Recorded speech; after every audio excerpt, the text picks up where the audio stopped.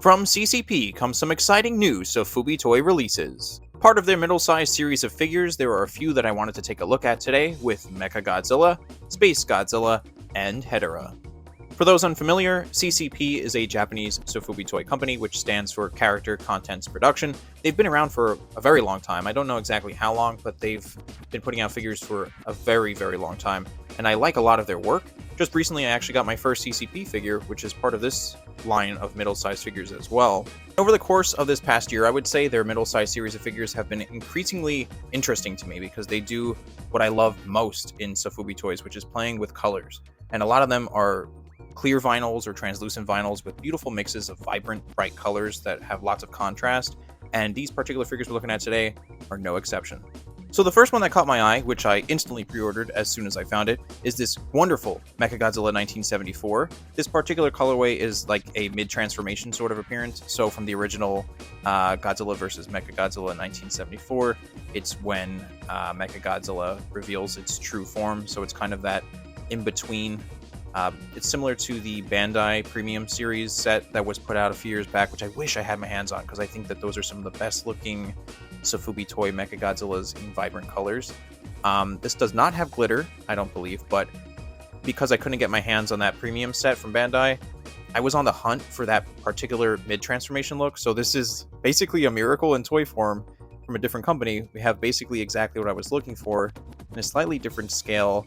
Like I said, no glitter, but I love the colors on this thing. And for anyone who's been following my channel for any time at this point, you probably know that Mechagodzilla from the Showa era is one of my favorite kaiju or mechas. It's just got such a great design to me. It's my favorite Mechagodzilla. It's my second favorite kaiju slash mecha design in the entirety of the franchise, right behind Shin Godzilla.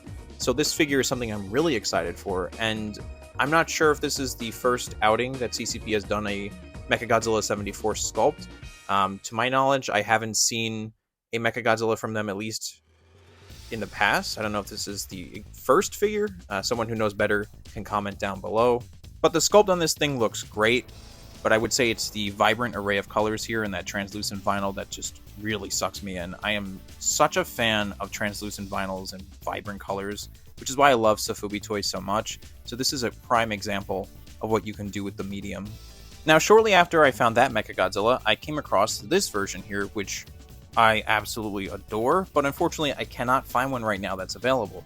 It's sold out on all the Japanese websites that I found it on, as well as a couple of domestic sites here in the United States as well, which is a bummer because this thing looks awesome.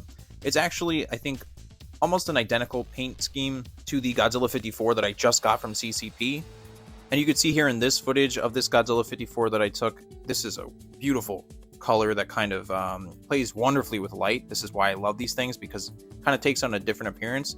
So knowing how nice this 54 Godzilla looks, I know that this Mechagodzilla will look just as awesome too. Hopefully I can find one. If someone somehow comes across one, please let me know. I'd love to get one. Now moving on to Space Godzilla, we're looking at a more screen-accurate colorway with this particular rendition. The sculpt looks great and the paint looks very good too. The version that I wanted to talk about in particular is this insane fiery-looking one. This is actually called the Destroy version.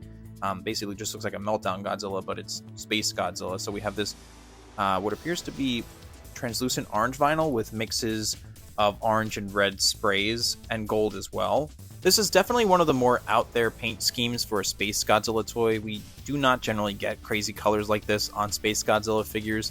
In fact, I don't feel like we get a lot of Space Godzilla figures in general, but this thing looks awesome. I've already pre-ordered this one. I don't have a lot of Space Godzillas in my collection, maybe 2 or 3 most, but I'm really excited to get this very vibrant one. 2 areas of interest to me here on the figure are kind of that stomach torso section where you can see the kind of light traveling through and creating that gorgeous golden glow.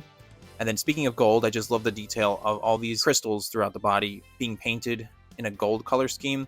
We're so used to seeing that traditional color scheme that seeing these shapes in gold just looks really cool, and it fits perfectly with the rest of the colors on the figure. And last but not least, I wanted to include Hedorah here because I feel like it's a kaiju I do not talk a lot about on the channel, even though I really like the design. This particular iteration is the chimney smoker version, and this particular colorway is called the 1970s version, according to CCP.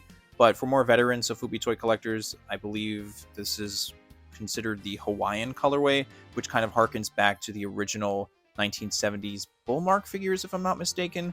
Those who know better than me, comment down below. But this is a color scheme we see oftentimes represented in Sofubi toys as a sort of self-referential thing. Like I said, harkening back to those earlier toys in the 70s, which to me is just so cool. It's so interesting. The sculpt on this is awesome, and I always find chimney smoking Hedorah figures very funny because it kind of looks like one thing, but also just that expression on his face on this particular sculpt is so funny. His eyes are so big, and the way the hands are kind of wrapped around are just very funny to me. Kind of reminds me of a playful dog in a way, but that's kind of the best of Sofubi toys, where you kind of get that mix of cuteness and weirdness all in one.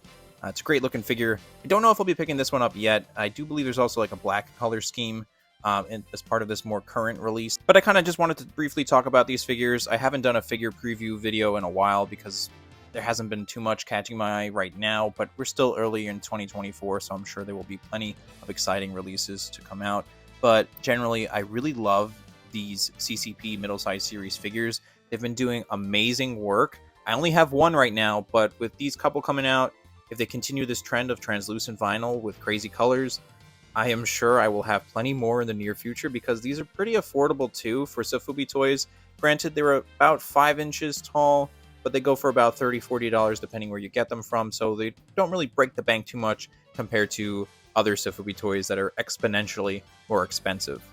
So that's going to be it for the video, but of course I'm always curious to know what you guys think. Do you have previous CCP middle-sized series figure releases?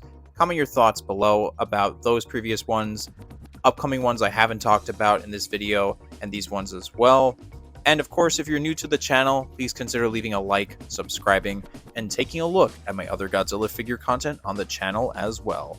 Lastly, thank you very much for watching, and have a good one.